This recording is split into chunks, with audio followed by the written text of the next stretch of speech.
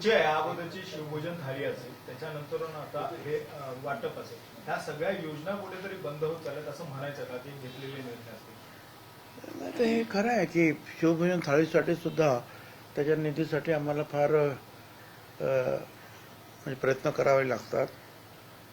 शिवभोजन थाळीचे सुद्धा वर्षाला 140 कोटी रुपये 140 कोटी रुपये वर्षाला 2 लाख लोकांना प्रति दिवस जर जेवण दिलं तर तेवढे पैसे लागतात. परंतु आतापर्यंत जे आहेत फक्त 70 कोटी रुपये मंजूर झालेले आहेत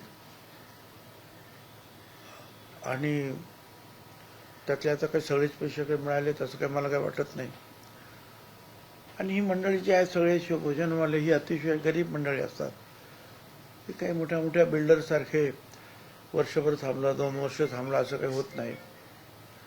हातावरचं पोट असतं त्यांच्या, त्यामुळे त्यांच्या तक्रारी जास्त येत असतात या निधीच्या बाबतीमध्ये. तर आम्ही आमचं काम करत असतो, पैसे मागत असतो. पण पुढे काय करायचं आहे ते अजून काही स्पष्ट झालेलं नाही. पण त्याचा मंत्रिमंडळामध्ये निर्णय घ्यावा लागेल की हे काय करायचं. यावेळी योजनेचे पैसे अजूनही 2100 रुपये झालेले नाही, दिले गेले नाही. हा आत्ताची अशी वेळ येते की योजना बंद करायची वेळ, तर मात्र जर हे पैसे वाढले पुढे तर मात्र सर्वच योजना बंद करायची वेळ देखील येऊ शकते का पूर्ण? आता isakal.com आहे देशातील नंबर 1 ची मराठी न्यूज वेबसाईट. प्रत्येक अपडेटसाठी isakal.com ला नक्की भेट द्या.